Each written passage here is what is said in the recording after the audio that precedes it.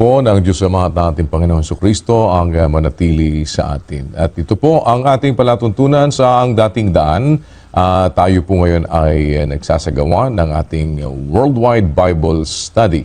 At nagpapasalamat tayo sa Panginoon sa isa pang mabuting pagkakataon na mayroon tayo ngayong araw. Pwede kayong kukuha ng mga papel at mga ballpen, mga kaibigan, para mag-take note sa mga susunod na oras ng ating pag-aaral ng iba't ibang kasi napakahalaga po yung mga verse na ating makita dito. Natin ang kapatid na Eli Soriano. Magandang araw mga kapatid, magandang gabi sa lahat ng ating taga-subaybay. Salamat po sa Panginoon, mayroon ulit tayong pagkakataon. At pati yung mga nakamonitor sa atin sa internet. Ang ating pong pinag-aaralan ngayon, yung authenticity na sinasabi ng Biblia na tayo ay nilikha ng Diyos. Hindi tayo galing sa isang aksidente na nagkaroon ng Big Bang. Pagkatapos ng Big Bang, nagkaroon ng primordial soup sa mundo. At mula sa primordial soup, nagsama-sama yung mga non-organic matters. At pagkatapos nag-produce ng organic matters na pinanggalingan ng buhay. Yun ang deduction itong mga ateista at mga hindi naniniwala sa Diyos. Kasi kung naniniwala sila sa Diyos, hindi sila maniniwalang ang tao galing sa unggoy na nag-umpisa ang lahat ng bagay dahil sa Big Bang. Pinapaalala ko sa inyo ang base ng ating pag-aaral, yung Genesis 1:1, kapatid na Daniel. Nang pasimula ay nilikha ng Diyos ang langit at ang lupa.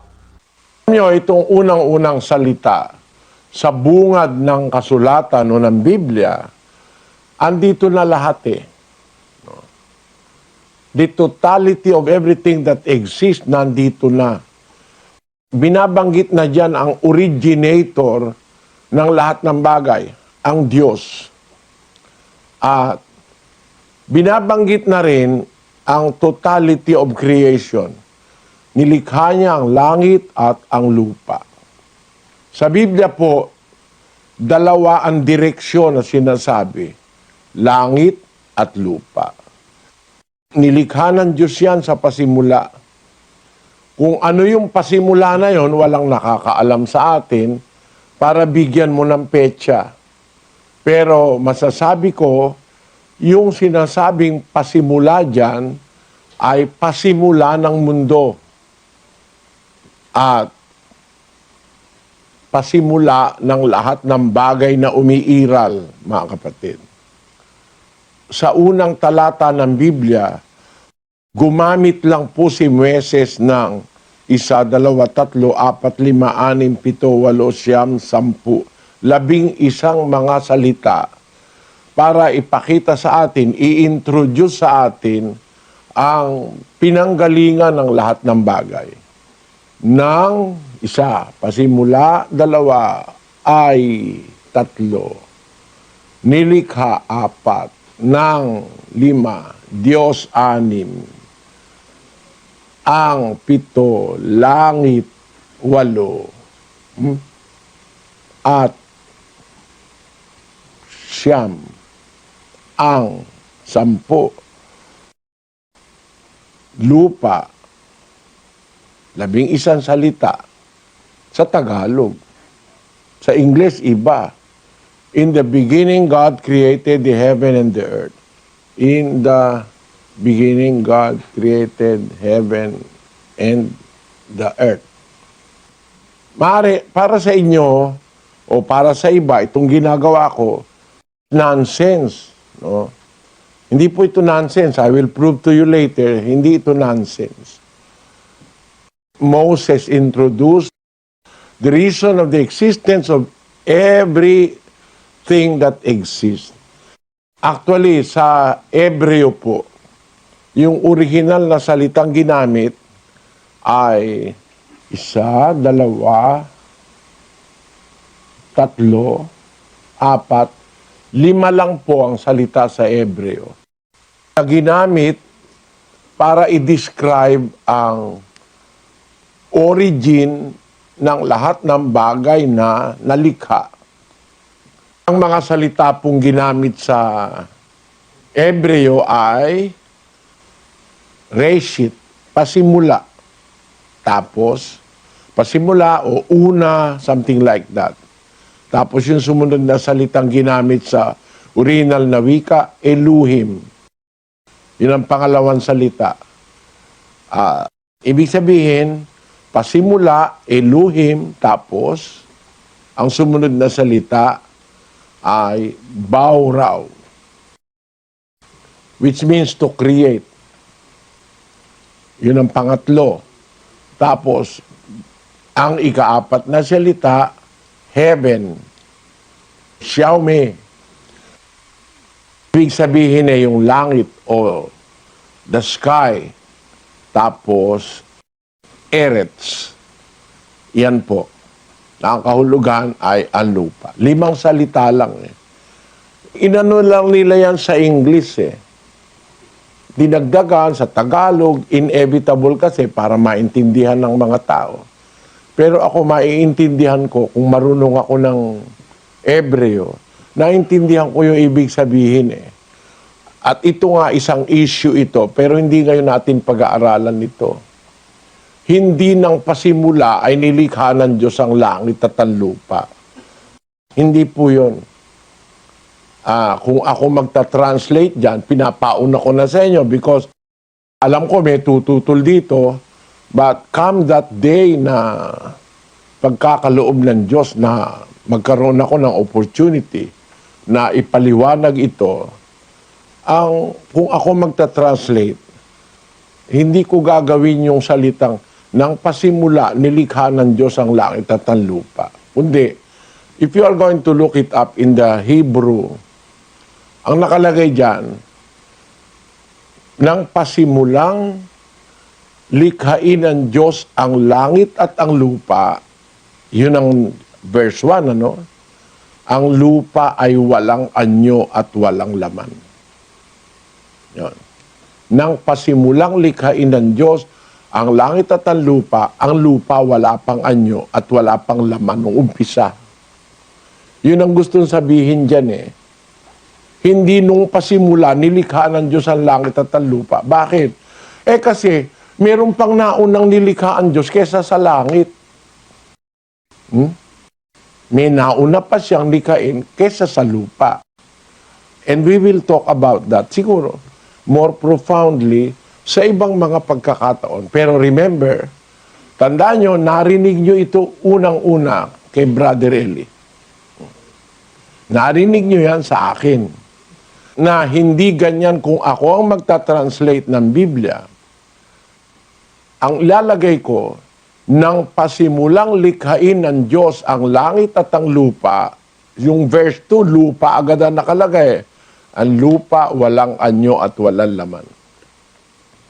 Di gaya ng pagkaintindi halos ng lahat ng translators na nang pasimula nilikha ng Diyos ang langit.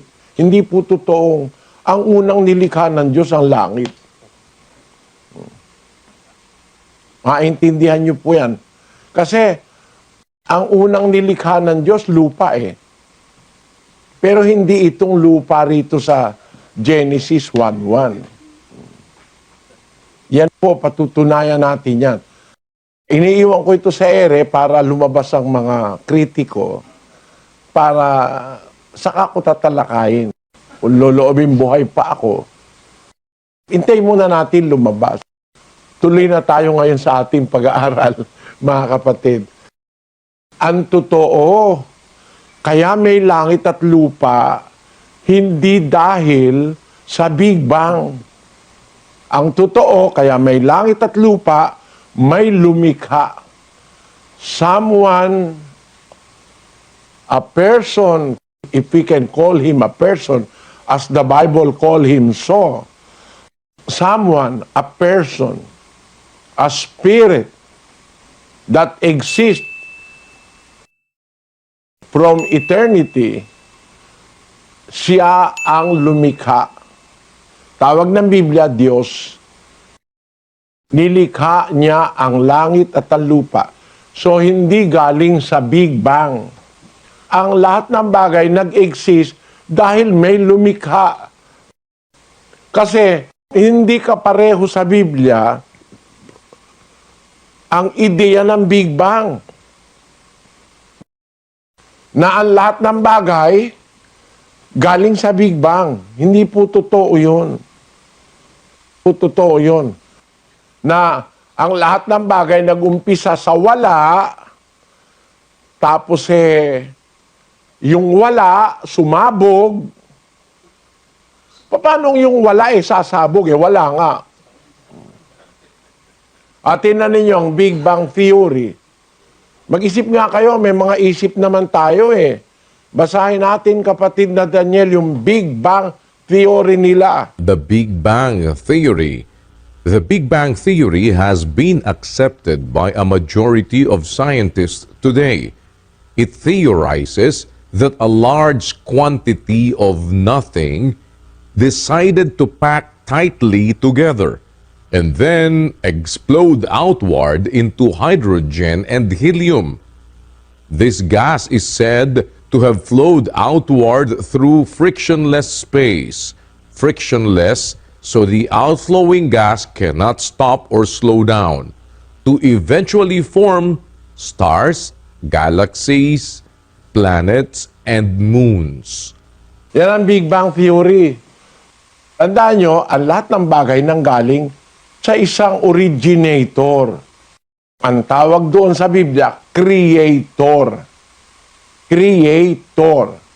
Basahin natin ang 93, 5 ng awit. Ang iyong mga patotoo ay totoong tunay. Ang patotoo ng Diyos ay totoong tunay, sabi ng salita sa Biblia. Ang iyong patotoo, totoong tunay. Kaya tayo, nagbabatay tayo sa patotoo ng Diyos. No? Unang Juan, Kapitulo 5, ganito ang ating mababasa sa kasulatan, sa 5:9. Kung tinatanggap natin ang patotoo ng mga tao, ay lalong dakila ang patotoo ng Diyos. Kaya on that principle, kung tinatanggap natin ang patotoo ng tao, lalong dakila ang patotoo ng Diyos. Yan ang mga salita ng Biblia, salita ng Diyos yan. Kaya, ang ating pinag-aaralan, yung patotoo ng Diyos. Pagkatapos, kukunin natin yun namang patotoo ng tao dun sa sinasabi ng Biblia. Para tayo magkaroon ng isang scientific Bible study. Why do I call it scientific Bible study?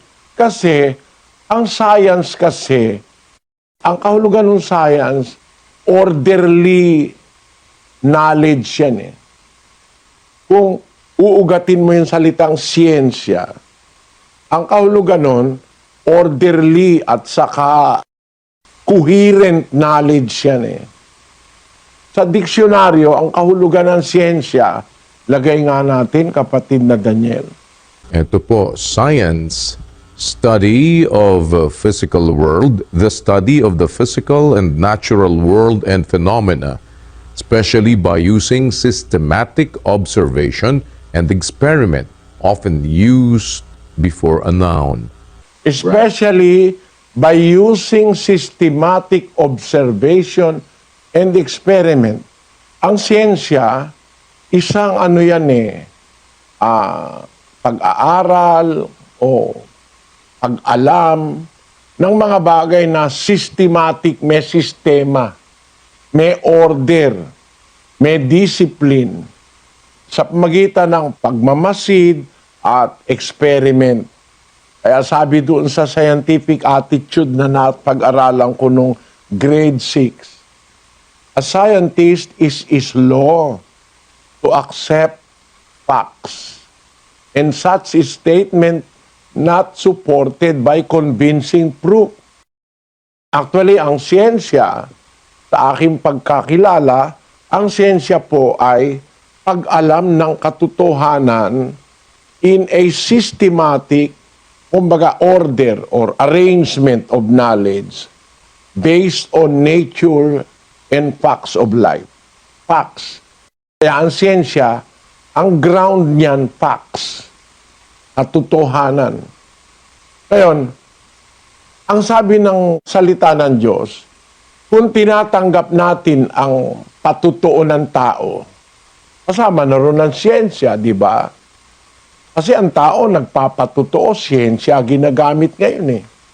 Pati nga yung nag-aaway na mag-asawa, sinasabi ng lalaki, hindi ko anak yan, ayaw niya kasing sustentuan eh. Sabi ng babae, hindi po, Judge, anak niya po yan talaga. Ako po nanganak dyan, siya tatay niyan. Eh tinatanggi ng tatay, ginagamit na ngayon siyensya. Pakuhanan ng DNA, yung bata, mapapatunayan sa siyensya, anak talaga ng lalaki. Through DNA. So ang siyensya ngayon, nagagamit na magpatutuo dahil may nagsisinungaling. May ayaw maniwala. Ngayon, ang sabi ng salita ng Diyos, kung tinatanggap natin ang patutuo ng mga tao, lalong dakila ang patutuo ng Diyos. Kaya kukuha tayo ng patutuo ng Diyos sa Biblia at pagkatapos titignan naman natin ang patutuo ng tao. Mga kapatid, gusto ko kayong anyayahan, lalo na yung mga nag-aaral sa mga kolehiyo. Hindi naman po ako profesor, hindi rin naman ako siyentipiko. Pero mayroon na po akong kaunting kaalaman sa Biblia at sa bagay-bagay sa ating paligid, sa mundo. Kaya ako sinasabing kaunti, wala naman po kasing merong marami eh. Baka sabihin nung iba, konti lang pala alam mo eh. Oo, konti lang kesa sa alam ng Diyos. Mga siyentipiko nga ngayon eh. Siyentipiko nga ngayon, yung alam nila, wala pang 10% eh. Sa 100% eh. Inaamin nila yun eh. Yung mga scientists ngayon, yung alam nila, wala pang 10% nung 100%. Basahin natin ang isang ulat sa siyensya. Ito po, after 250 years of classifying life, 90% remains unknown. By Robin Lloyd, LiveScience.com, November 13. Bronx, New York, most people can tell the difference between some types of berries or bugs or trees, but much of the planet's life remains unnamed and unseen. A stunningly egotistical Swedish naturalist, Carl Linnaeus, tried long ago to set humanity on track to remedy that.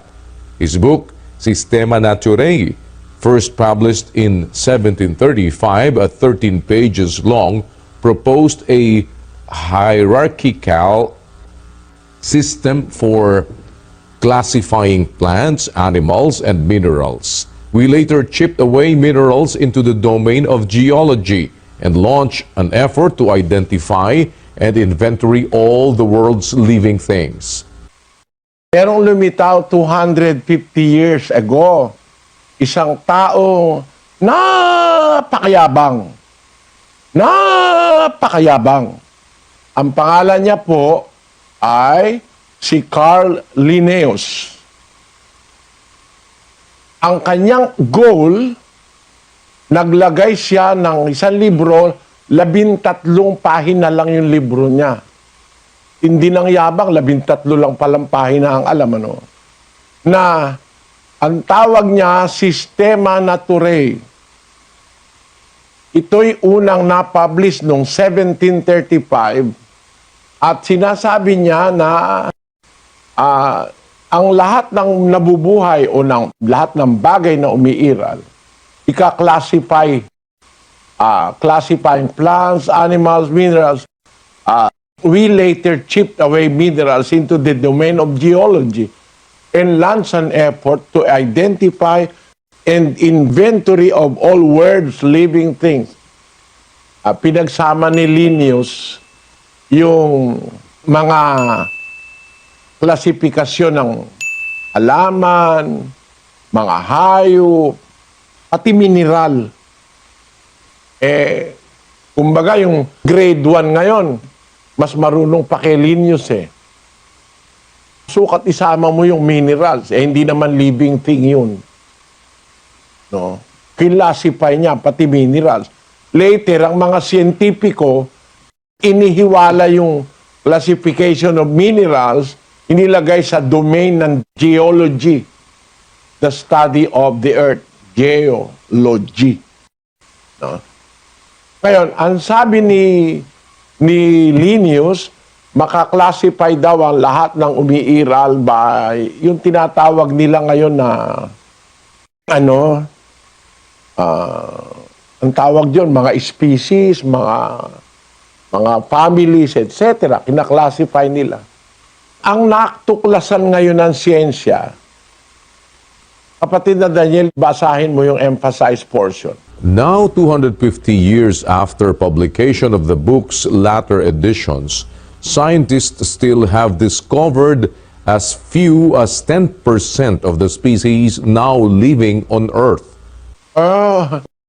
Pagkaraan ng 250 taon ni Linnaeus, hanggang ngayon inaamin ng siyentipiko, 10% pa lang ang alam nila sa lahat ng umiiral sa mundo. Yung 90% di pa nila alam. Kaya nga merong mga hayop ngayon, walang pampangalan eh. Merong mga bakterya, kung ano-anong mga bagay na hindi pa nila alam lahat hanggang ngayon. Naamin nila yun eh. Nasa Biblia po kasi yun. Yun ay matagal nang nakasulat sa Biblia. 8:17 ng Ecclesiastes. Basahin natin. Namasdan ko nga ang lahat ng gawa ng Diyos na hindi matalastas ng tao ang gawa na ginagawa sa ilalim ng araw. Sapagkat sikaping mainam man ng tao na hanapin ay hindi rin masusumpungan. Oo, bukod dito, bagaman isipin ng pantas na maalaman, hindi rin niya masusumpungan. On those notes, mga kapatid, doon sa mga batayan na yan, sabi ng Biblia, hindi maunawa ng tao ang lahat ng gawa ng Diyos. Meron na tayong nauunawa eh. Kaya nga nakagawa na ng eroplano ang tao eh. Nakita na nila ang prinsipyo kung paanong nakakalipad. Nakagawa sila ng submarine, nakita nila ang prinsipyo kung paano ang isda nakakapunta sa kailalilaliman. Yun ang mga kinopya nila eh. No? Bakit nakakalipad ang ibon at bakit nakakalubog ang submarino, natuklasan na ng tao. Pero ang sabi ng salita ng Diyos, hindi matatalastas ng tao ang lahat ng gawa ng Diyos. Maaari konti, maintindihan mo na. Pero para maintindihan mo buong buo, kaya nga ngayon meron sakit, walang gamot eh. Eto nyo, nung maintindihan na yung palang, yung flu, yung trangkaso, kung tawagin natin ngayon, yung influenza, ang pinatay niyan, 40 milyon tao sa mundo. Naganap po yan noong 1918. Walang makapigil. Karamihan ng tao sa Europa nagkaroon yan. Yang influenza. 40 milyon tao na napatay niyan. Kasi hindi pa naintindihan eh. Ngayon, naintindihan na by accident, natuklasan ang antibiotic. Ang unang-unang antibiotic, penicillin. An accidental discovery changed the course of medicine. That was in 1928. Bago natuklasan ang penicillin o ang paggamit ng antibiotic, 1918, 10 taon bago natuklasan, maraming napatay ang virus at saka bakterya na nagkaroon ng pandemic sa buong mundo. influenza pandemic of 1918 and 1919 killed more than the Great War known today as World War I, somewhere between 20 and 40 million people. Pero nung maintindihan ngayon, kahit magkaroon ka ng influenza o flu, marami ng antibiotic, nagagamot. Hindi na milyon-milyon ang mamamatay. Ano ang punto, mga kapatid? Kasi hindi nga naiintindihan ng tao hanggang ngayon lahat ng bagay. Kasi kung naiintindihan nila, bakit namamatay yung may AIDS? Hindi pa nila natutuklasan ng gamot sa AIDS. Hindi rin na natutuklasan ng gamot sa hepatitis B. At marami pa. Ebola, takot na takot ang tao ngayon sa Ebola. Kaya kung tutugnan mo ang Biblia, tama pa rin ang Biblia hanggang ngayon. Hindi matalastas ng tao ang gawa, lahat ng gawa na ginagawa sa ilalim ng araw. Sapagkat sikapin mainam man ang tao na hanapin, hindi rin niya masumpungan hanggang ngayon. Basahin natin ngayon sa 4 na wika. Kapatid na Daniel, paki-English mo. Then I beheld all the work of God, that a man cannot find out the work that is done under the sun. Because though a man labor to seek it out, yet he shall not find it. Yea, further, though a wise man think to know it, yet shall he not be able to find it. Natanaw ko ang tanan nga buhat sa Dios. Tanan. Tanan. Hindi kapiraso. Tanan. Kung ang goal mo, maintindihan mo lahat, di mo kaya. Kahit sinong pinakamatalino. Tanan nga buhat sa Dios Nga sa tao dili matukib ang buhat nga nahimo ilalom sa adlaw. Tungod kay bisan unsaon sa tao ang pagsusi niini, apan dili siya makatugkad niini. Oo, labot pa, bisan ang tao nga manggialamon, magahuna-huna sa pagtugkad niini, apan dili gayud siya makahimo sa pagtugkad niini. Kanita ikit ko inganggang dapat na ning Diyos. King ena malyaring atuklas ning tao, ing dapat amararapat king lalam ning aldo. Uling pipagala namang binaning meto nga tao apaninto na niti. Makanyan man enarin akit iti. Bukod kaniti. King bistat isipa naman ning metong ataong biyasa, abalo na iti. Makanyan man enarin malyaring akit. Idin kinitak amin ti aramid ti Dios, adi matuntunan ti tao ti aramid a maaramid iti baba ti init.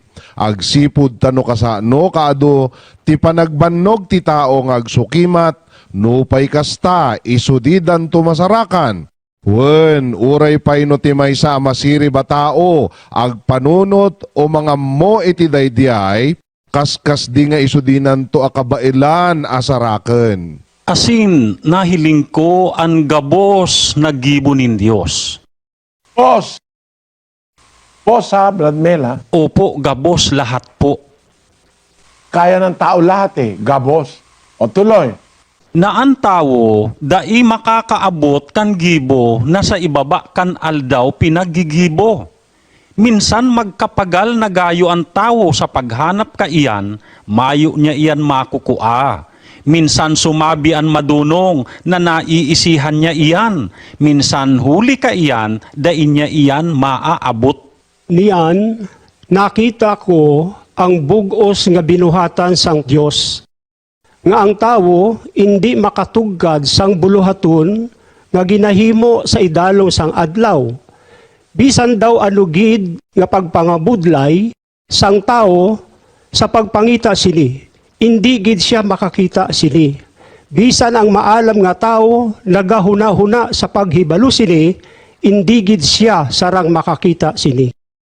Ayan, maliwanag mga kapatid. Ang hamon ng Biblia nananatili uncontested Hindi kaya ng tao malaman lahat.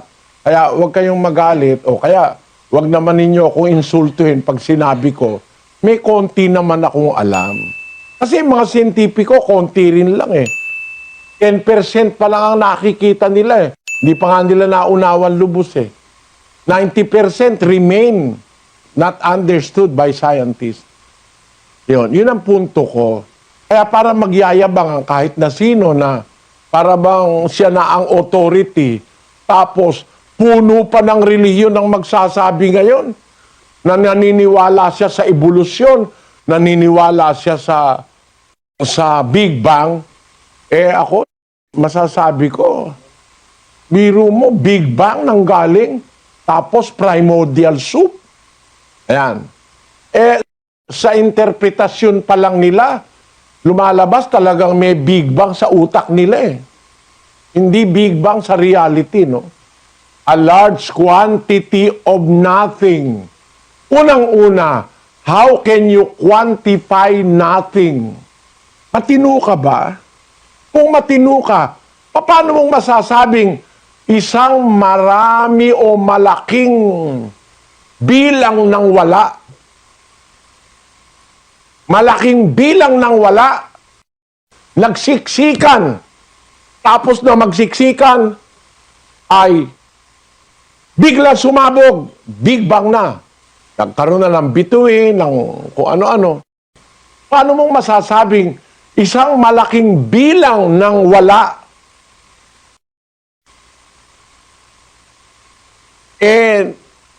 nagsiksikan, tapos sumabog, yun daw ang umpisa ng Big Bang.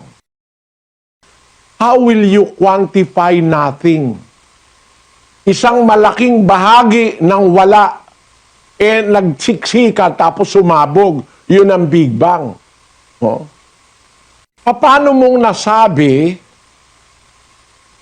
na malaking bahagi ng wala, malaking bilang ng wala,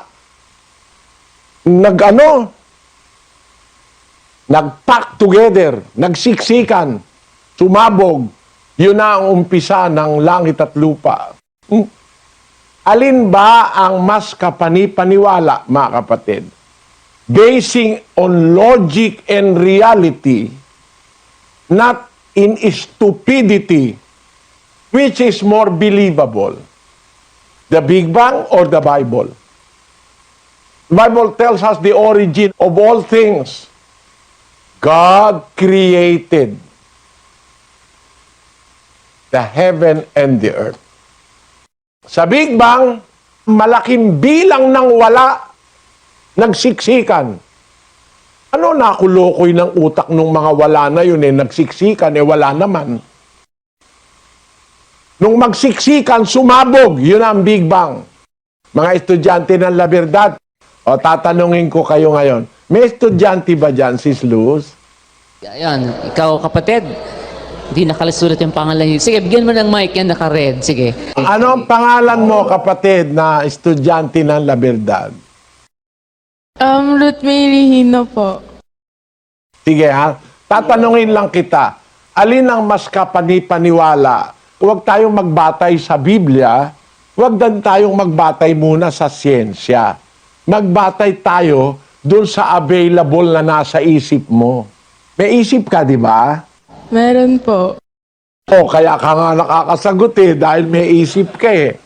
Kung wala ka kasing isip, hindi mo maiintindihan yung sinasabi ko. Ang isip ang nagpapaunawa sa'yo, kaya ka sumasagot, nagre-reply, yung reflexes mo, nagtatrabaho, yung hypothalamus mo, nagtatrabaho, yung brains mo, nagtatrabaho, kaya sumasagot ka ng tama di ba? Ang tanong ko sa iyo ngayon, kapatid na estudyante sa La Verdad, hindi tayo magbabatay sa Biblia, hindi tayo magbabatay sa siyensya, magbabatay tayo sa isip mo. No? Sa logic. Meron ka na kasi agad nun Diba? May logic ka, no? Alam mo ba yung logic? Opo. Ngayon, ang halimbawa ng logic ganito. Saan ka ngayon nakaupo? Sa upuan po. Ayon. Anong tawag sa Kastila sa upuan? Silya. Silya, tama. Sa English? Chair. Tamo, de may isip siya, alam niya nga, chair sa English eh.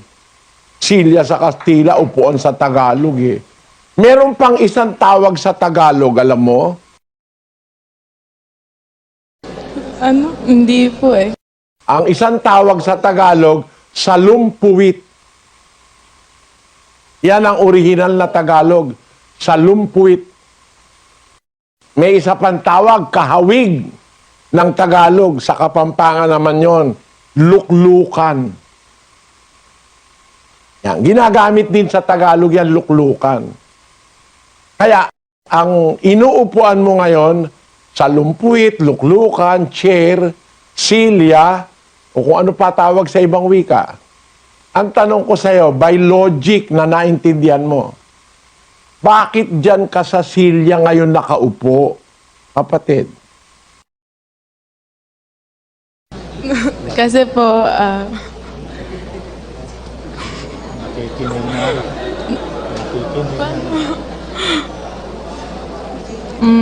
Hindi ka ba pwedeng umupo sa lamesa, kapatid? hindi po. Pwede. Pwede ka umupo sa lamesa, di ba? Kaya lang, hindi ka komportable. Kasi yung lamesa, walang sandalan. Wala pa kasi kung nakita ang lamesa, may sandalan.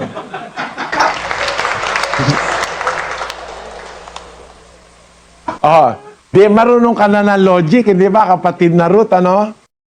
Apo. Bakit nagkaroon ng silya dyan, sa lugar na yan? Ang pagitan mo, isang kapatid na maputi ang buhok, at yun sa kaliwa mo, isa namang kapatid din na maitim naman ang buhok.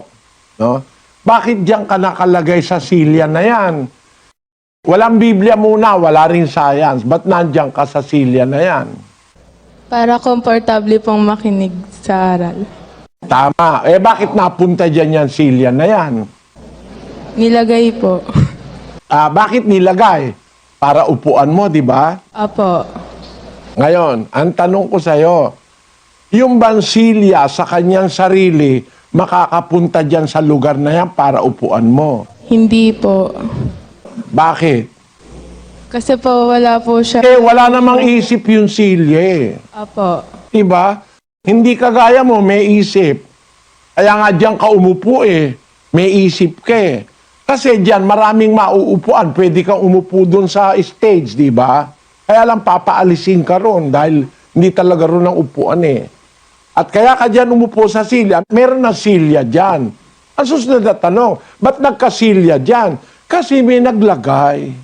O, di ba? Ano, logic. Bakit may mundo?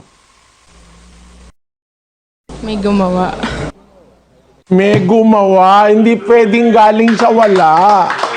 O, di ba? Tamo, may utak siya. Mas marunong siya kay Charles Darwin. Alin ngayon ang katiwa-tiwala? Yung logic. Kaya merong bagay, may gumawa. At yung gumawa, nakakaintindi nung ginawa niya, pati intensyon. Bakit? Kasi, kung gumawa man ng lamesa, hindi para upuan. Lalagyan yun ng kung anong ipapatong. Pero walang gumawa ng lamesa hanggang ngayon. Marami na ako narating na lugar. Lamesa, may sandalan. Kasi hindi inuupuan ang lamesa. Tama ba yung kapatid na Ruth? Apo, tama po. Logic pa lang, marunong ka na ng tama. Wala pa Biblia nun. Wala pa rin ang siyensya nun. Mababaw lang yan pero may logic yan. Na kaya yung silya, may gumawa. Kasi naiintindihan niya, yung uupo, mangangalay ang likod nun. Kaya nilagyan niya ng sandalan, kagaya ng silya ko. No? Mangangalay ang likod mo kasi pag nakaupo ka lang na gano'n makaka-relax ka pag may sandalan ng silya. Kaya karamihan ng silya, may sandalan. Nakakita ka ba ng silya walang sandalan? Meron.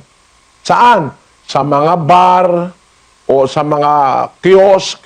Kasi ayaw naman ng may-ari ng kiosk na magtagal ka. Kaya hindi niya nilagyan ng sandalan. Pag nainom mo na yung soft drink, ibig sabihin, lumayas ka na dyan.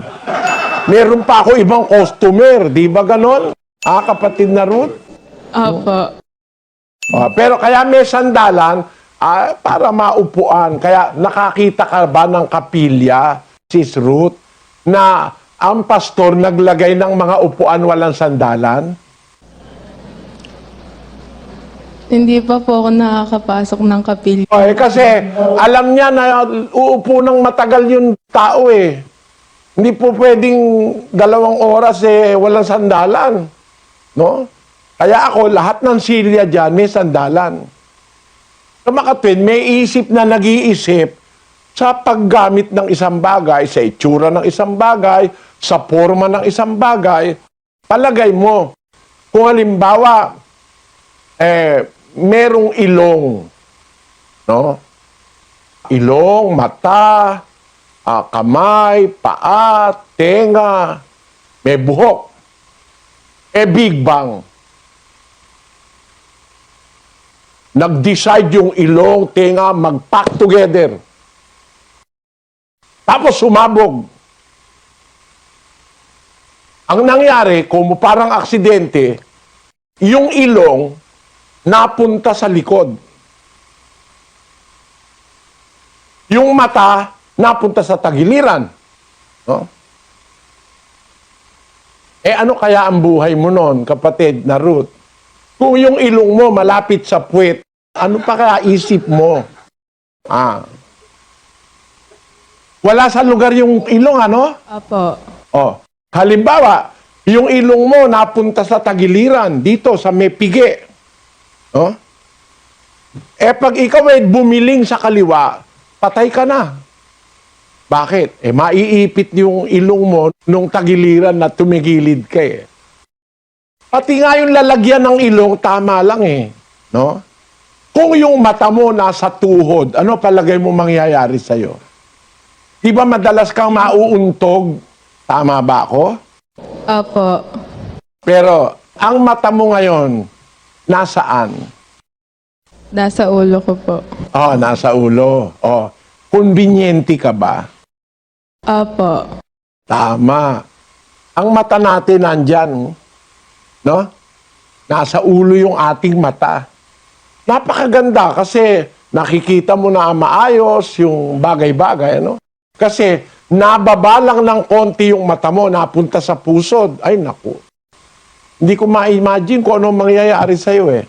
Ano ibig sabihin? Merong may isip. Teka muna. Is Ruth, Po.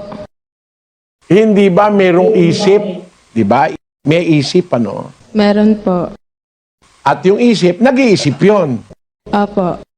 Kagaya mo. Kagaya ko ngayon, nag-iisip ako, nag-iisip ka rin. Tama? Opo. Kaya pala tayo nakakapag-usap dahil nag-iisip ka eh, no? Opo. Kasi kung wala kang isip, hindi ako magtiyatsagang kausap ka eh. No? Nag-iisip tayo. Meron bang isip, kapatid na Ruth? Meron bang nag-isip na ang mata dapat dito? Meron po. Tiyak na tiyak. Kasi kung aksidente yan, ang possibility, ang mata pwedeng malagay sa ilalim ng kilikili. Kung totoo ang Big Bang, no? Aksidente ang nangyari, walang order. Pero bakit may order? May nag-iisip. Yun lang naglagay ng silya dyan na naupuan ni Sis Ruth. May isip yun. Kasi kung yung silya, paglalayo-layuin niya ng tigli 5 metro, hindi kayo kakasya dyan. May isip yun, pinagtabi-tabi niya. Naisip naman niya na hindi naman ganong kalakihan yung uupo. Hindi kailangan masyadong malalayo. At hindi naman magkakaawa yung uupo. Kaya dapat, pwede pagtabi-tabihin. Kasi kung magkakaaway, dapat sana paglayo-layuin para walang away, ano? Kaya yung nag-ayos ng silya, may isip yun. Yung naglagay ng silya, may isip yun. Yung gumawa ng silya, lalong may isip yun. No? Ano ibig ko sabihin? Mag-i-exist ba ang mga bagay-bagay kung walang isip na nag-isip? May nag-isip. para ilagay ang lahat ng bagay sa order. No? Ito ngayon ang kamangha-mangha. Mga kapatid, punta na tayo sa Big Bang. Kung totoo ang Big Bang, di sumabog. May planeta. Tama ba? Meron. Nagawa raw mga planeta, mga galaxy, mga star dahil sa isang malaking pagsabog. Sabi ng mga 80s. Ngayon, ang tanong mga kapatid, kung totoo ang Big Bang, di maraming planeta. Di pwede palang magkaroon ng tao sa ibang planeta. Kasi Big Bang lang naman yan, random lang yan eh. Aksidente, random, hindi sinadya, walang nag-isip. Basta sumabog lang, nagkaroon mga star, planeta, planetary system. Ang dai-dai palang planeta sa galaxy. Dito lang sa Milky Way galaxy. Akala natin ang planeta lang mundo. Ang dai palang planeta. Lagay natin ang natuklasan ng siyensya kung gaano ang planeta sa universo sa kanilang pag-aaral. At bakit sa mundo may tao? Eto siyensya muna, bago natin ilagay ang Biblia. Pakita natin, findings ng siyentipiko about the cosmos. Pakibasa mo nga kapatid na Daniel. Ito po ang Design Evidences in the Cosmos 1998 by Dr. Hugh Ross. Table 3, an estimate of the probability for attaining the necessary parameters for life support.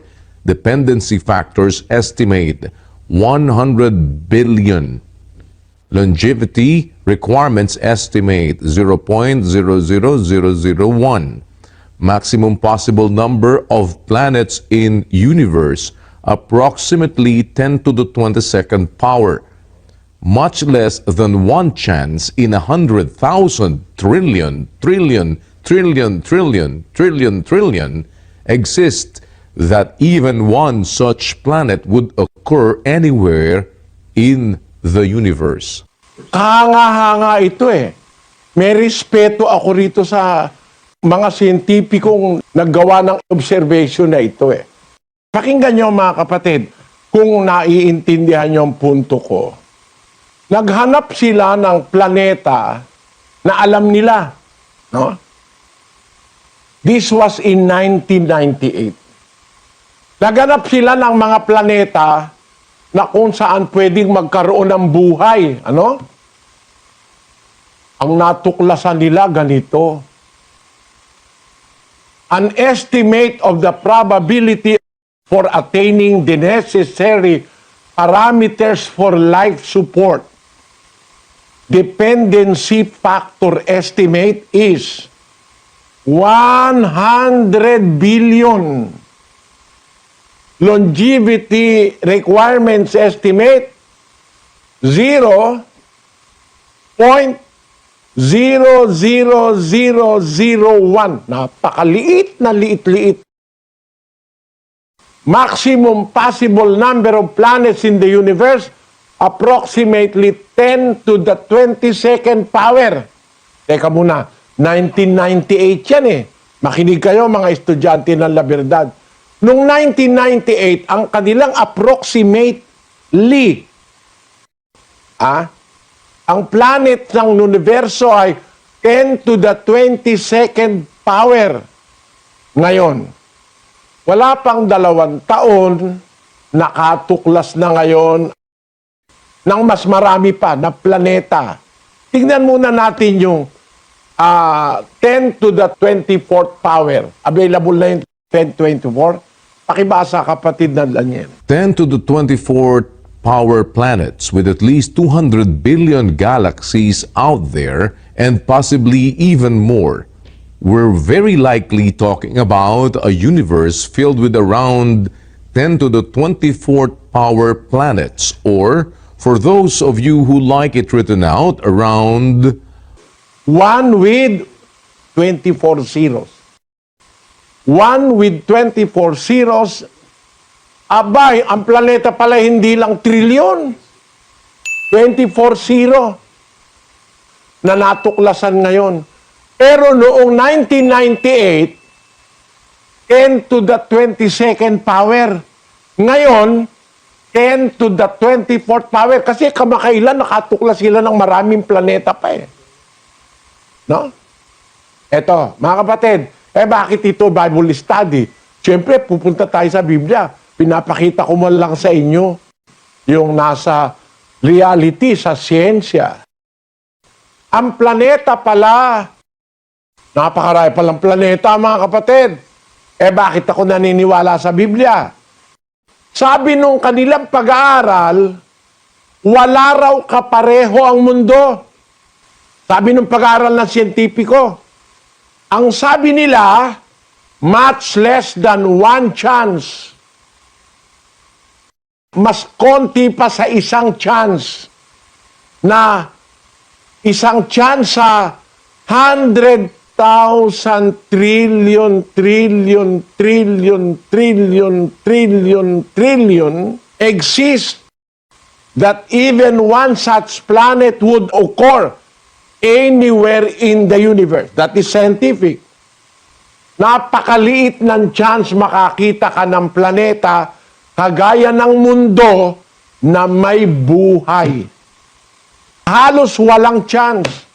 Pino mo, less than one chance in 100,000 trillion exist that even one such planet would occur anywhere in the universe. Ito, pag-aaral ito ng mga napakaraming siyentipiko na gumagamit ng teleskopyo, gumagamit ng mga modernong equipments para tumuklas ng buhay sa iba-ibang lugar ng universo. Wala silang makita. Ano ang punto ko? Balik tayo sa Biblia.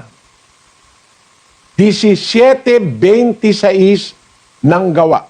At ginawa niya sa isa ang bawat bansa ng mga tao upang magsipanahan sa balat ng buong lupa na itinakda ang kanilang talagang ayos ng mga kapanahunan at ang mga hangganan ng kanilang tahanan. Ayan. Napaka-reliable nito. Masasabi mo, ito isinulat ng isang tao na dinidiktahan ng isip na gumawa ng lahat ng bagay sa universo. Ang sabi niya, ginawa ng Diyos sa isa ang bawat bansa ng mga tao upang magsipanahan sa balat ng buong lupa. Mananahan daw ang tao sa balat ng buong lupa. Ang nakasulat diyan, ang tao mananahan sa prosopotes gis. G, yun po ang planet Earth. Sa Greek, ang planet Earth ay ang G. No? Iba naman yung cosmos, iba yung G. Nananahan tayo, ayon sa Biblia, sa balat ng lupa. Yung lupa po dyan, yun po ay ang planet Earth. Ang Diyos pala, ang nagtakda na ang lupa ang tatahanan ng tao. Mag-isip ka, kapatid na Luz, ha? Ang Diyos ang nagtakda na ang lupa ang tatahanan ng tao. Bakit walang makitang kapareho ng lupa? Iba-iba na ang laki, merong malaking malaki, merong mas malaki sa mundo, merong mas maliit sa mundo, puro planeta yan. Mercury, Venus, ang alam lang natin, itong kapitbahay natin eh. Mercury, Venus, Earth, Mars, Jupiter, Saturn, Uranus, Neptune, and Pluto. Pero napakarami pala niyan. Bakit sa mundo, nandito tayo? Yun pala ang ginawa nung may isip na gumawa ng mundo na ilalagay tayo sa G o sa planet Earth. Kaya Kaya wala kang matuklasan sa ibang planet. Tama ang Biblia o hindi? Kapatid na Ruth, usap tayo uli. Ha?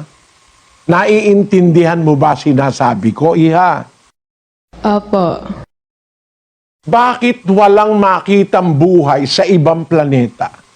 Kasi po, sa Earth po, itinakda ng Diyos na ang lahat ng bagay ay mabuhay. Amen! Very good! Tama ang Biblia! Hindi pa sila nag-iimbestiga. Hindi pa nararating ang buwan. Hindi pa nararating ang Mars. Hindi pa nararating ang Jupiter. Sinasabi na ng Biblia, as early as 61 AD, 2,000 taon nang nakasulat ito sa Biblia na ang itinakda pala ng Diyos na tatahanan ng tao ay ang G o J. Ang kahulugan, ang mundo, ang planet Earth.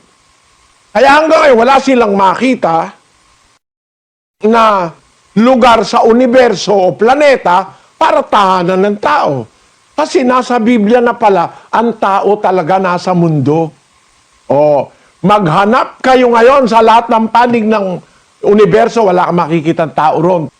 Tumigil ka na dahil sinabi na ng Biblia na ang tao nilagay ng Diyos para mabuhay sa mundo. Tama ba ngayon ang Biblia, kapatid na Ruth? Opo, tama po. O, meron ulit akong tatanong sa'yo. Basahin mo ang Genesis 1:1. Pakibasa mo. Pumasa, kapatid. Nang pasimula ay nilikha ng Diyos ang langit at ang lupa. Yun. Bakit hindi niya sinabi, nang pasimula nilikha ng Diyos ang langit, ang lupa, ang mercury.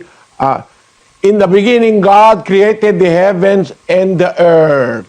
And Mercury and Venus, Saturn, Uranus, Neptune, Pluto, and He made septillion planets. Hindi na logical na sabihin pa yun eh. Kasi sa mundo lang naman siya maglalagay ng tao. At ang Biblia, isinulat para sa tao, kaya yun lang ang in-special mention ng Biblia. May logic ba, Sis Ruth? Meron po.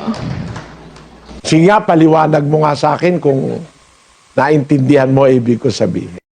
Sa Genesis 1 verse 1 po, kaya po nilikha ng Diyos ang langit at ang lupa lang po. Kasi sa earth lang naman po siya maglalagay ng tao, ng mga may buhay na bagay. Ay, hindi na kailangan sabihin pa dyan ang Mercury, dahil wala naman nabubuhay sa Mercury, tama? Opo, tama po. Pero may Mercury. Opo. Oh, may galaxies, tama? Tama po. Pero, why does the Bible speak only in terms of heavenly bodies? Why is there a special mention of the word earth? God created the heaven and the earth. Kasi may special something sa earth. Sino yon? Si Sis Ruth.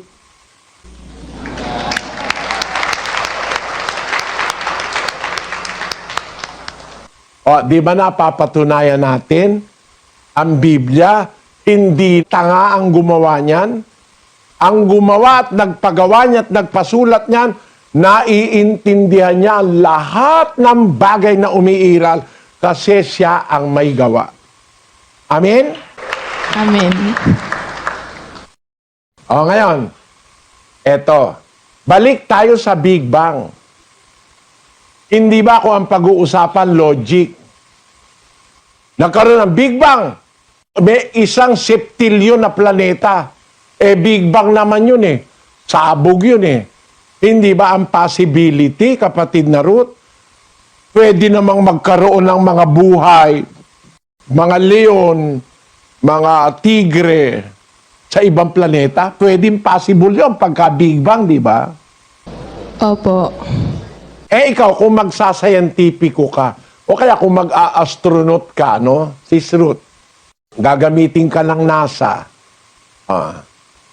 Pagka yung meron nang nakagawa ng mga rocket ship, pupunta ka ng Pluto.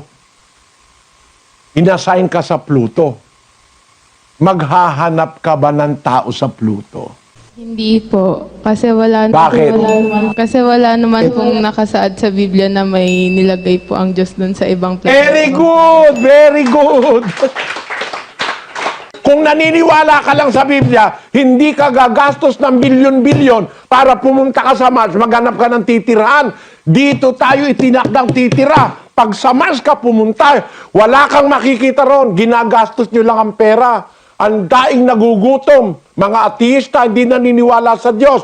Maniwala kayo sa Biblia. Ang tao, nilikha ng Diyos sa lupa. Ito ang ating tahanan. Maghanap ka ng tao sa iba pang parte ng universo, hindi ka makakakita. Naghanap nga sila eh. Ang kanilang nakita, ano? Sabi ng scientifico, hindi kami may sabi. There is less than one chance. Less than one chance in 1,000 trillion exist that even one such planet like the Earth would occur anywhere in the universe. Yan ang nataklasan ng siyensya. Bakit? Hindi pa sila naghahanap ng ibang planetang may tao. Sinasabi na ng Biblia na sa mundo may tao. Oh, na-appreciate mo ba, Sis Ruth, ang ibig kong sabihin? Opo, na-appreciate ko po. Kasi may isip ka. Tama? Tama po. Si Charles Darwin walang isip. Eto na ebidensya. Your findings, scientific findings proves to us the improbability of another planet like the Earth. And before you have discovered this, after so much investigation and calculations, it is written in an uncontestable book called the Bible. Amen? Kaya, ang tawag natin dito, Bible study. Kapatid na Daniel? Opo, pinag-aaralan po natin yung mga nakasulat sa Biblia na napakagandang gamiting batayan ng isang taong may isip, nag-iisip, at gumagamit ng lohika para hindi ka na gumawa pa ng iba pang mga bagay na imposible namang matuklasan mo dahil nga hindi naman po sinasang-ayunan ng Biblia. Ayan. Kaya alam nyo, maraming ginagastos ang tao. Maraming inaaksayang pera. Ang isang rocket ship, ang halaga bilyon. Tama naman yun, bilyon talaga yun. Eh kung yung eroplano lang dito lang sa mundo, bilyon ang halaga para magpadala ka sa Mars, magpadala ka dun sa beyond. Ganong bilyon ang gagastusin mo? Ang punto ko, mga kapatid, imbis na niwala kayo kay Charles Darwin at sa mga ateista, sana naniwala kayo sa Diyos. Wala kayong makikita ron na tao o planetang pwedeng mag-cradle ng buhay o mag-sustini ng buhay. Wala kayong makikita. Nil, ang chance is zero. Zero. Bakit, mga kapatid? Kung naniniwala lang kayo sa Biblia, dapat sana yung ginastos niyong bilyon doon, inamahagi niyo sa tundo, binigay niyo sa mga Aprikano, binigay niyo doon sa mga taga Papua New Guinea, binigay niyo sa mga naghihirap. Napakaganda sana ng mundo, mga kapatid. Pakibasa mo itong contrast na ito. Pakibasa mo ito, kapatid na Daniel. Ito po, we spend billions of dollars to find life on other planets and trillions of dollars killing the life on this one. Yan. Ang sabi ng kanilang pagsusuri, gumagastos tayo ng bilyon-bilyon para maghanap ng buhay sa ibang planeta. Gumagastos naman tayo ng trilyon-trilyon dito sa mundo para patayin ang buhay dito sa mundo. The greatest irony I have ever encountered is the thinking of these scientists looking for life in other places in the universe. The result of the investigation of reputable and reliable scientists gives us less than one chance in 1,000 trillion that we can find another planet like the Earth. Ngayon, punta ulit tayo sa siyensya. Sa Biblia, napatunayan natin, dito lang sa mundo inilagay ng Diyos ang tao para mabuhay. Mga hayop, mga halaman, etc. Alamin natin, sabi ng siyensya, kung bakit dito sa mundo maaaring may buhay at manatiling may buhay kagaya na nangyayari ngayon. Pakinggan nyo ito by Charles Q. Choi, October 18, 2012, about the planet Earth. Pakibasa mo, kapatid na Daniel.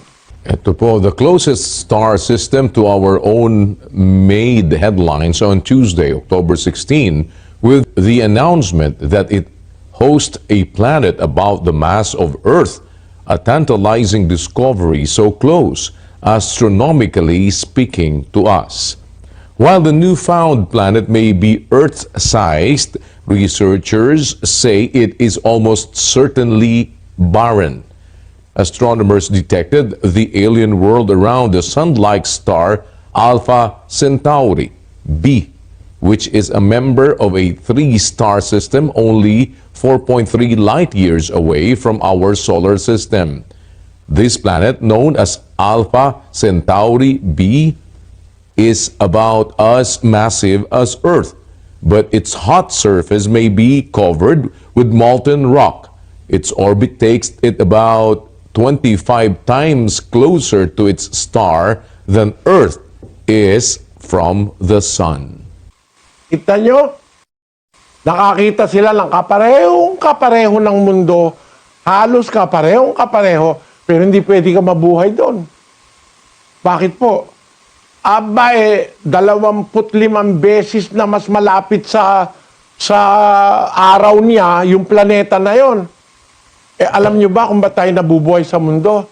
Kasi yung ating distansya sa araw, eksaktong-eksakto. Hindi pwedeng mas malapit, hindi pwedeng mas malayo. Mas malapit, naku, masusulog tayo. Mas malayo sa araw, magiging yelo tayo. Tama lang. May nag-isip talaga, kaya ang mundo nandun sa lugar na yon. Doon siya umiikot. Ha? Tapos sabihin mo, aksidente ito. Yung isang ulat na bakit nabubuhay ang tao sa mundo. To give them an eye view na kung bakit naniniwala tayo sa Biblia, no? Na bago pa tinuklas ng siyensya, natuklasan nila na ganun pala, nasa Biblia na eh. Ibig sabihin, mas advance ang isip nung nagpasulat ng Biblia kaysa sa lahat ng siyentipiko ngayon. May isip na gumaganang nag-isip. Na ang sabi sa Biblia, sa iisang Diyos na marunong. Basahin natin ang 16:27 ng Roma. Sa iisang Diyos na marunong sa pamamagitan ni Hesukristo na sumasa Kanya ang kaluwalhatian magpakailanman. Siya nawa. Amen. May isang Diyos na marunong. Kaya ang buhay matatagpuan mo sa earth. No? Ngayon, hanap sila ng kapareho ng earth.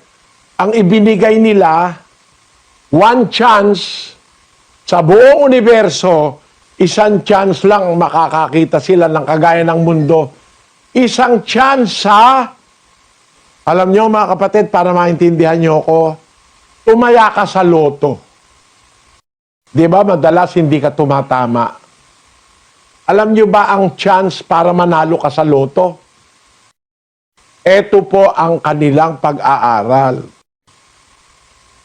Ang odds ng winning a loto, ito po. Kapatid na Daniel? Ang sabi po ay eto, jackpot is 140 million PCSO. The Philippine Charity Sweepstakes Office on Monday said that winning the estimated 1 billion peso jackpot in the Ultra Lotto 6/58 is a 1 in a 40 million chance. And Isa lang ang chance mo na manalo sa 40 milyon chance. Kaya kung 40 milyon kayong tumaya, isa lang ang mananalo. Sa 40 milyon. Napakahirap palang manalo sa loto. No?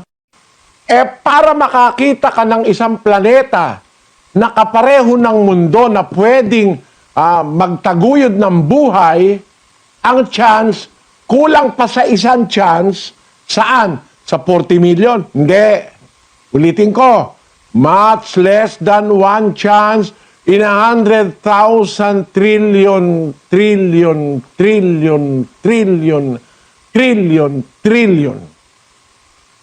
Isang chance lang sa 100,000 trillion. Mas madali pa sabihin, walang chance eh. Walang chance na makakakita ka ng isang planetang kagaya ng mundo. Bakit? Iyon ang sabi ng Biblia. Nilikha niya ang lupa para tahanan ng mga tao. Wala ka lang makikitang iba. Maghanap kayo, gastusin nyo lahat ng pera ng mundo. Hindi kayo makakakita ng iba. At kung gusto nyo makatira sa ibang planeta, may alam ako. Alam mo yon, Sis Luz? Opo, Brad Eli. 21:1 ng Apokalipsis. Pakinggan nyo. At nakita ko ang isang bagong langit at ang isang bagong lupa, sapagkat ang unang langit at ang unang lupa ay naparam, at ang dagat ay wala na. Meron palang magiging new earth. Pag nawala na itong dating langit at dating lupa, ipapakita ng Diyos ang new earth. Kahit anong gawin yung exploration na hindi nyo makikita yon. Makikita lang yon ng may malinis na puso, Sis Luz. Amen. Naintindihan mo? Opo, Brad Eli. Magkakaroon ng isang bagong earth. At yun ay makikita lang ng may malinis na puso. Hindi kagaya ngayon, kahit maghanap pa sila ng maghanap, hanapin nila yon, hindi nila yon makikita po ngayon. Yon ang sinasabi ko. Kaya ako naniniwala ako sa Biblia kaysa sa Big Bang eh. Napapatunayan ng siyensya eh. Wala ka talagang, hindi talaga tama yung Big Bang. Kasi kung Big Bang lang, bakit dito lang sa mundo may buhay? Aksidente pala sumabog. Dapat, kung may buhay dito, magkabuhay din doon. Alam nyo naman na ngayon ang dapat nating maintindihan, mga kapatid. Eto naman. Nag-Big Bang na ang mga kulokoy. May mundo na. Ayon sa mga kulokoy, may mundo na. May universo na. May mga planet diyan. Dahil palang planet. Akala ko nung araw, 9 lang eh. Akala ko nung elementary ako. Paborito kasi yan science eh. Mercury, Venus, Earth, Mars, Jupiter, Saturn, Uranus, Neptune, and Pluto. Sabi ko, 9 lang ng planet. Yun lang alam ko. Kasi yun lang tinuro ng teacher ko sa akin eh. Yung pala ngayon, natuklasan ng siyentipiko, marami pa palang ibang planet. 7 pala ang planet. Bakit bukod tanging ang Earth lang ang may buhay? Kasi yun ang sinasabi ng Biblia. Maghanap man sila na maghanap ng maghanap, wala silang makita hanggang ngayon. Wala silang makita. Bakit daw nagkabuhay sa mundo? Dahil daw sa primordial soup. Pagkatapos ng Big Bang, nag-imbento na naman itong mga to na kaya nagkabuhay sa mundo, merong isang sabaw. Primordial soup. Meron daw isang sabaw. Basahin nga natin kung anong sabaw ito, kapatid na Daniel. Alam po natin kung anong sabaw ito. The primordial soup theory suggests that 3.8 billion to 3.55 billion years ago, life began in a pond or ocean as a result of the combination of chemicals from the atmosphere and some form of energy to make amino acids, the building blocks of proteins, which would then evolve into the first species on Earth. Hindi totoo ito. I will disprove this by science also. This theory is the most stupid theory after the Big Bang. Of course, it began in stupidity, it will end up in stupidity. Why? Ayan daw primordial soup. 3 bilyon taon na nakakaraan. 3 bilyon na nakakaraan. Na meron daw pond. Ang pond parang plaisdaan, ganun. May sabaw. Kaya nga primordial soup eh. O kaya sa isang party ika ng dagat, the result of combination of chemicals from the atmosphere and some form of energy to make amino acids. Amino acids, yan po ang building block of proteins. Yang proteins, yan naman ang building block of cells. No? At ang cells, ang building block of life. Totoo ba to? Doon daw nag-umpisa. Nagkaroon ng kombinasyon ng mga chemicals doon sa isang lawa o sa isang pond o sabihin na natin sa isang lake para mas convenient maintindihan. May isang lake, may tubig doon, may mga elements doon, nag-combine yung chemical. Yung palang chemicals may isip. Nag-combine sila. Walang nag-combine, sila lang. Tapos yung mga chemicals na yan, at saka yung mga elements, nag-combine, nakabuo ng amino acids. Eto. Naniniwala sila dyan.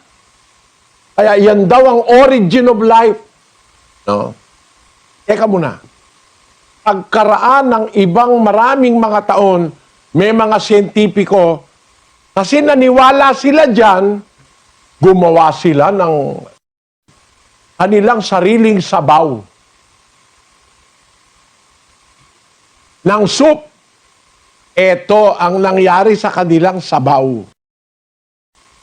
Pakibasa mo ito, kapatid na Daniel. The myth of the organic soup. Ito po naman ang organic soup. Only life produces life. Source Cosmology.com. The most famous examples of attempts to prove life originated on Earth via abiogenesis are the experiments performed by Stanley Miller and Harold Urey. Miller, 1953. Miller and Urey, 1959. Miller had been a student of Urey, who in turn had long been a colleague and co-author of numerous studies with Claus and Nagy, and is one of the co-discoverers of organized elements and extraterrestrial microfossils in the Urgell meteorites. Nagy, Fredrickson, Urey, Claus, Anderson, and Percy, 1963. Nevertheless, the experiments performed by Miller and Urey, whose purpose was to create life from non-life and to prove life originated on Earth, were abject failures. Miller and Urey designed their experiments. Abject failures. Gumawa sila ng kombinasyon ng mga kung ano-anong mga pinagsama-sama nila, napatunayan yung kanilang ine-experiment, puro failures. Wala. Bigo. Tuloy natin, kapatid na Daniel.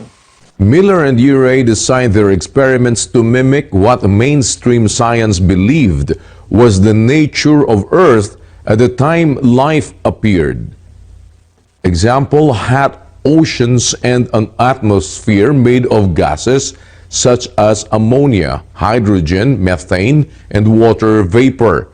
Thus claimed the scientific establishment. All it took was the fortuitous mixture of these gases, chemicals, and elements, and an energy source, and life would emerge fully formed. Miller, Urey, and others believed that the energy required for protobiotic synthesis was lightning and ultraviolet rays, which caused the complex chemical reactions that gave rise to life in the form of simple microorganisms.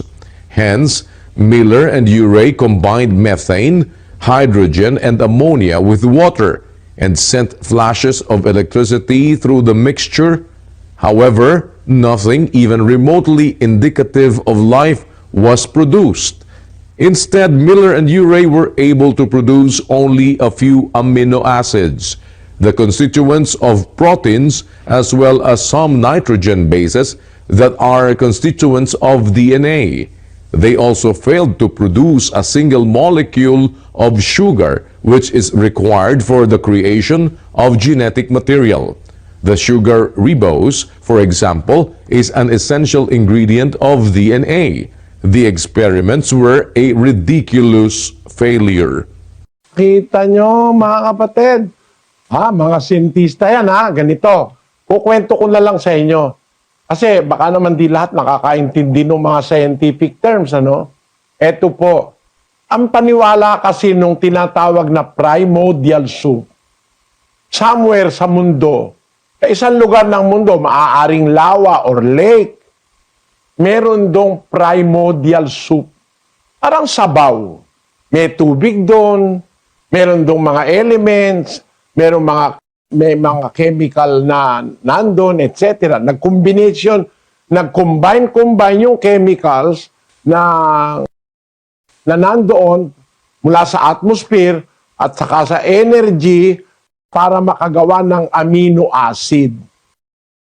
Ang ginawa nitong mga siyentipikong ito, na ako hanga sa kanila, gusto nila talagang tuklasin na talagang ang buhay, parang aksidente ang buhay.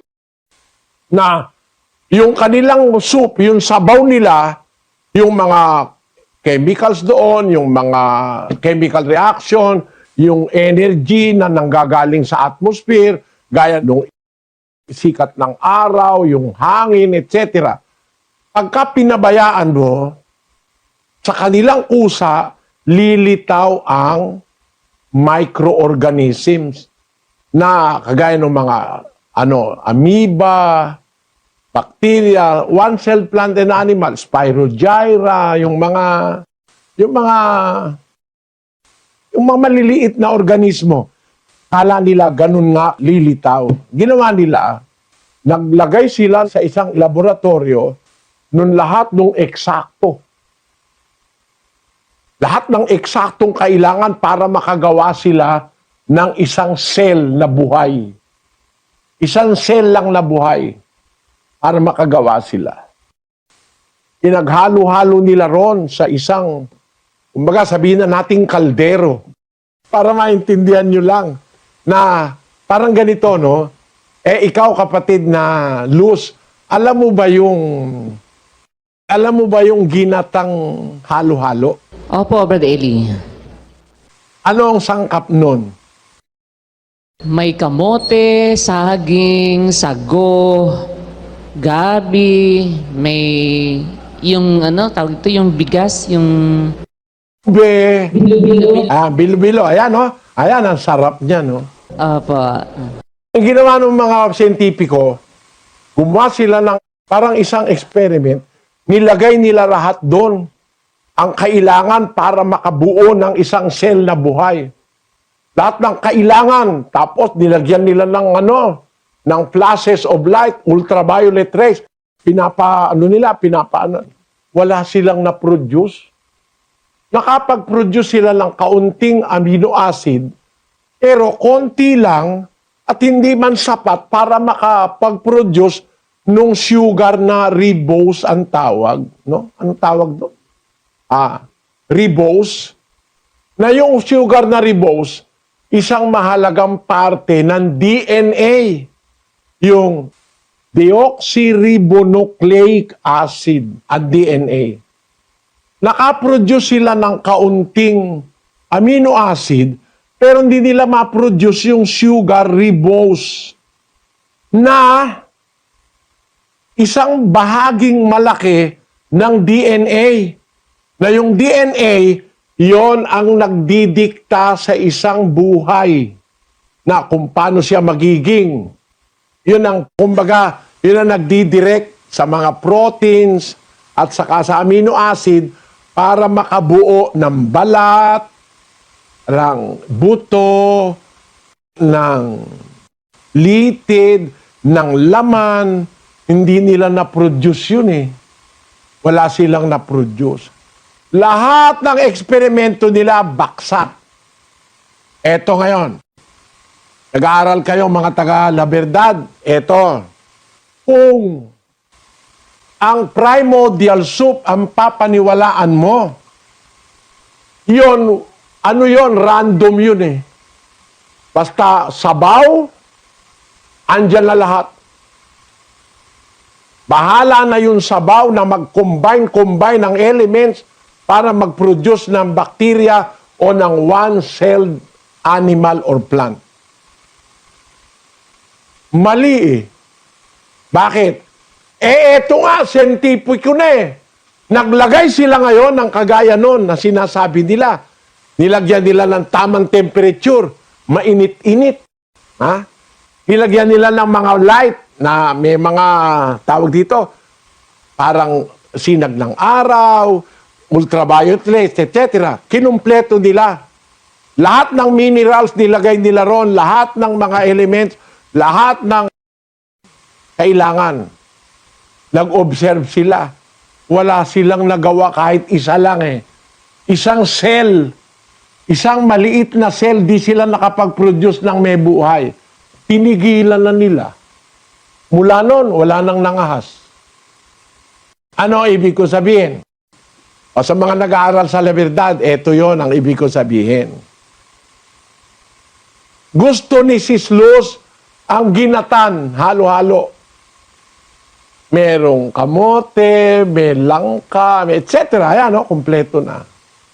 O ikaw, ilagay mo yung langka dyan, mukhang langka, no? Mukhang langka, kumuha ka ng kamote, kumuha ka ng lahat, ilagay mo sa isang, kumbaga, swimming pool para makakreate ka ng primordial soup. Lagay mo. Mag-intay ka ng 1 taon, tingnan mo kung magkaroon ng ginatan. Paglagmit-lapitin mo na. Kasi mahihirapan yung nyog mula doon sa Batangas, mahihirapan pumunta yun sa Apalit. Ilapit mo na yung nyog, kunin mo na ron. Kunin mo na rin yung yung ube, kung saan galing yan eh. Yung sago, galing pa sa China yung karamihan doon eh. O, wag mo na silang pahirapan, paglapit-lapitin mo na, ilagay mo ngayon sa tabi ng isang swimming pool. Yun ang primordial soup mo. Tingnan mo kung magkaroon ng ginatan after 1,000 years. Naintindihan mo ako, kapatid na Ruth? Opo, Brother Eli, naintindihan ko po. Magkakaroon ba ng ginatan after 100 years? Hindi po, kasi wala naman pong magluluto. Ayun.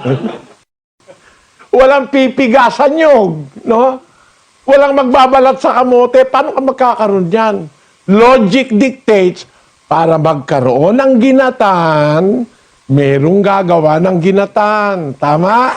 Kahit lahat ng soup, kahit lahat ng sabaw, kahit lahat ng tubig, jagay mo na, available na lahat.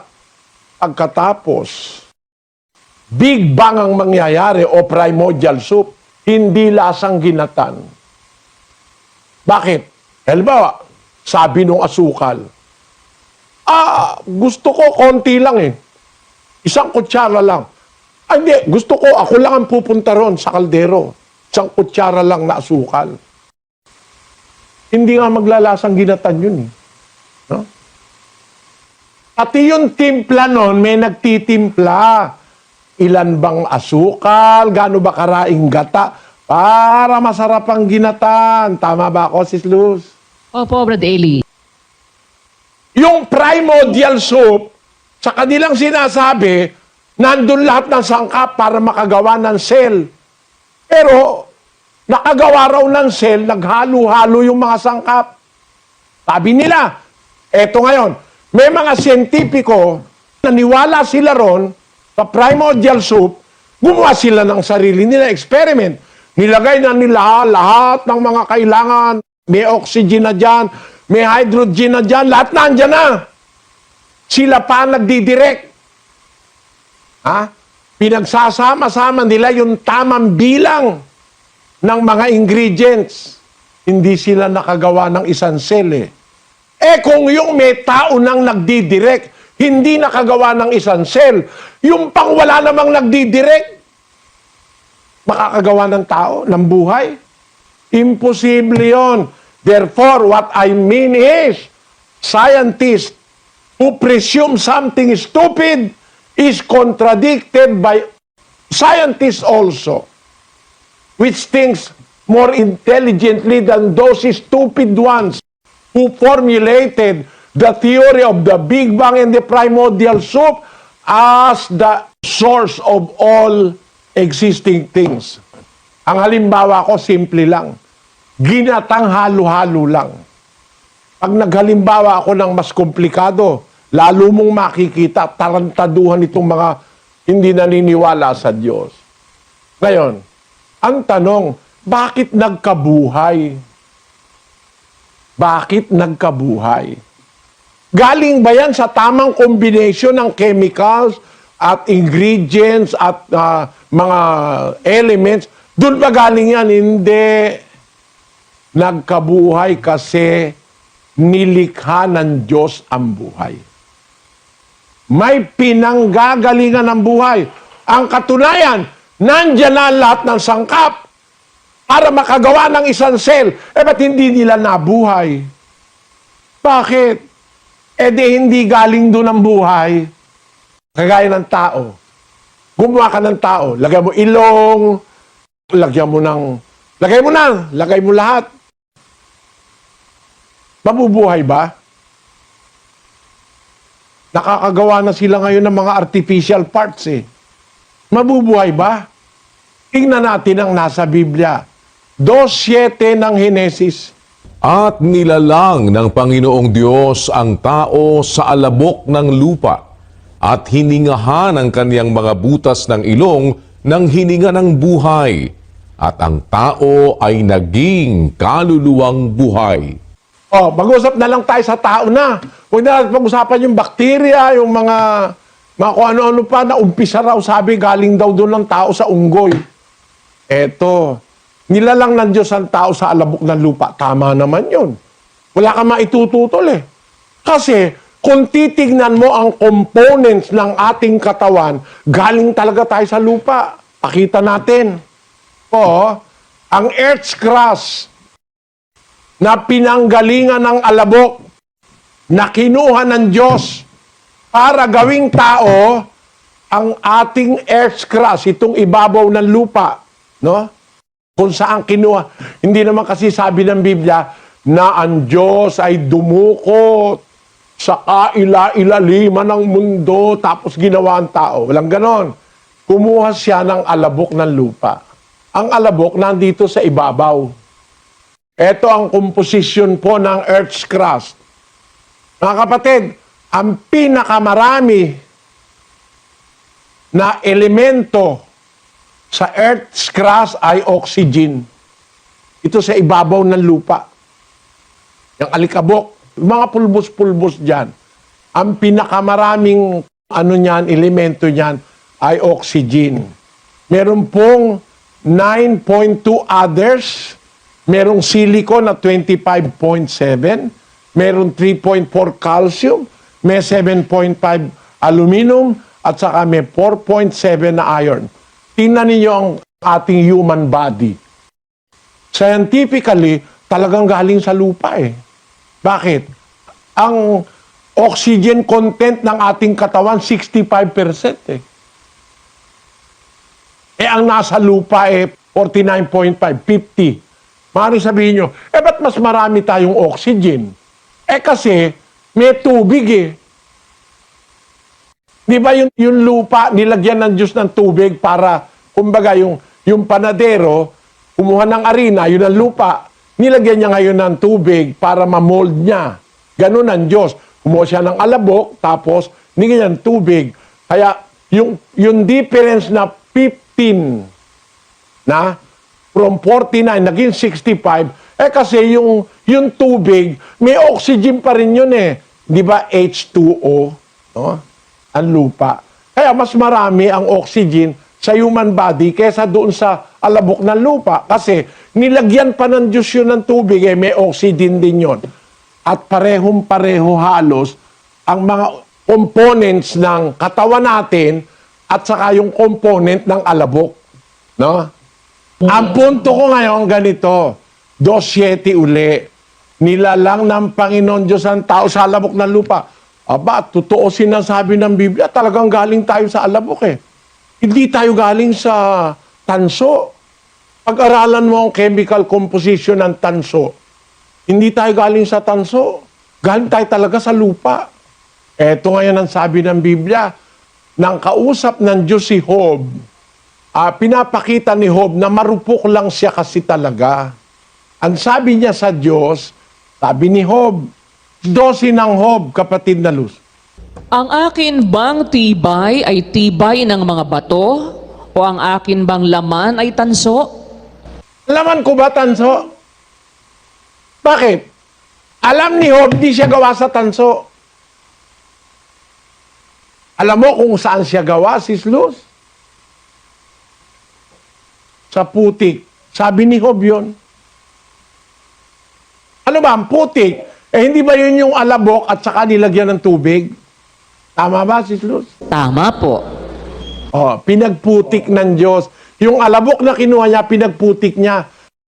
Kumbaga sa panadero, kumuha siya ng arena, tapos nilagyan niya ng mga tubig, kung ano-ano, tapos ginawa niyang tinapay. Di ba, no, Sis Luz? Opo. Ito, sabi sa 33:6. Narito ako'y sa Diyos na gaya mo, ako may nilalang mula rin sa putik. Kita mo, sa alabok ng lupa, nilagyan ng tubig, naging putik. Ako'y nilalang mula rin sa putik. Alam niya rin, ang katawan ko ba, ang lamang ko ba'y tanso? Hindi. Pag-aralan mo ang chemical composition ng tanso, iba sa chemical composition ng katawan ng tao na nanggaling sa alabok ng lupa. Nakasakay ka, Sis Luz. Opo, Brad Eli. O ngayon, ginawa na ang Diyos ang tao, nilalang sa alabok ng lupa. Ito ngayon ang hindi alam ng mga siyentipiko. Ano yon? Hiningahan ang kanyang butas ng ilong ng hininga ng buhay at ang tao'y naging kaluluwang buhay.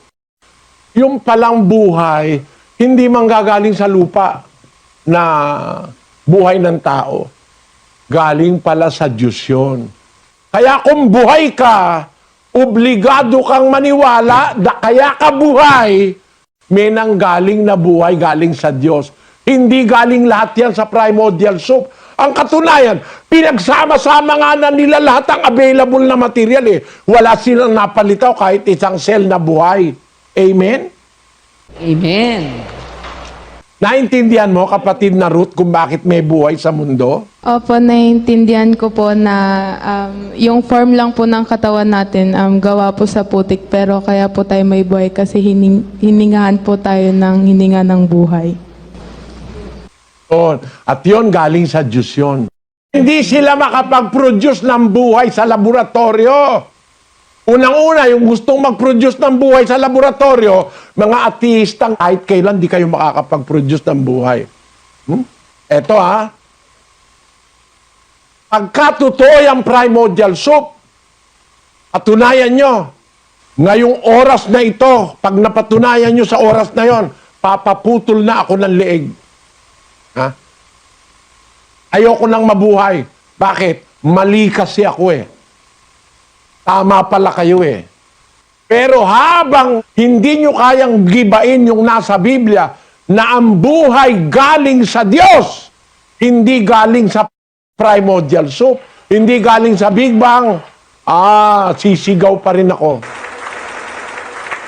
Kaya Pag pag-aaralan mo, kapatid, ang Biblia, yung theory ng Big Bang, di totoo na isang maraming bilang ng wala nagpak. Tapos, sumabog. Nagkaroon ng stars, planets, meteors, etc. Kung ano-ano. Kagaguhan yan. At kaya nagkabuhay, nagkaroon ng primordial soup. Yung mga elements, kanya-kanya sila, kusa nila, na nag-combine sila. Bakit may bilang? Ang ating katawan, mayroong 46 chromosomes ang bawat cell sa ating katawan. Bakit eksakto? Laging 46. Ang cell ng katawan na hindi 46, dalawa lang cell. Yung sperm cell ng lalaki, 23 chromosomes lang ang andon. Yun namang egg cell ng babae, 23 chromosomes din. Pero lahat na ng cell ng katawan mo, 46 chromosomes. Eksakto sa bilang. Tamang-tama rin ang sinasabi ng Biblia. Ano yon? Mag-iisang laman ang lalaki at babae. Makakabuo ng panibagong cell. 23 yung chromosomes ng sperm cell, 23 chromosomes ng egg cell, magko-combine yun. No? Magkakabuo ng 46 chromosomes na isang cell. Makakabuo ng isang bagong cell, yon ang lalaki, magiging fetus, magiging tao. Yon ang start of a new life. Eksakto. Yan ba aksidente na kaya nagkatao? No? Nagkaroon ng sperm cell. Yung sperm cell, mag-isa siyang lumitaw. Nagbilang siya ng 23 para sa kanya na chromosome. Yung egg cell naman ng babae, siyang mag-isa. Nagbilang yung egg cell na 23 lang ang chromosome ko. O ngayon, pag nagtalik yung lalaki at babae, yung 23 nung lalaki, 23 nung babae, nagdugtong, naging 46. Nakabuo ng isang buhay na selula na mag-uumpisa ron ang sanggol. Aksidente ba yun? Yun ba galing sa primordial soup? Ayaw kayo kasing maniwala sa Diyos eh. Kaya nahihirapan kayo. Kahit mag-eksperimento kayo, bigo kayo. Bakit? Hindi kasi totoo pinapaniwalaan nyo eh. Bakit may buhay? Hindi dahil sa tamang combination ng chemicals, ng elements, ng iba-ibang bagay. Hindi dahil doon may buhay. Ayon sa Biblia, pagkatapos na iporma ng Diyos ang tao sa alabok ng lupa, hiningahan sa butas ng ilong ng hininga ng buhay. Ayan na ang buhay. Ngayon, pag-aralan natin mga kapatid, yung sinasabi nila na evolusyon. Na umpisa raw, mga maliliit na mga hayop, lumaki, nag-evolve, naging unggoy, naging tao. Ipapakita ko sa inyo sa susunod nating Bible study, pag-aaralan natin ng evolusyon, na doon daw tayo galing sa evolusyon mula sa primordial soup, dinuktungan nila ng evolusyon na nag-e-evolve daw mula sa bakterya, mula sa mga one-celled plants and animals, nakabuo raw ng complex organisms, pagkatapos nagkaroon daw ng natural selection, which is the survival of the fittest and the elimination of the unfit. Sa susunod nating Bible study, kung lolobin ng Panginoon, papakita ko sa inyo, mula sa Big Bang, hanggang sa primordial soup, hanggang sa evolusyon, o kontrahin ng siyentipiko ang kanyang sarili dyan sa evolusyon na yan. Abangan po ninyo, magandang gabi. Maraming salamat po sa Diyos sa pagbibigay sa atin ng pagkakataon at maraming salamat sa inyong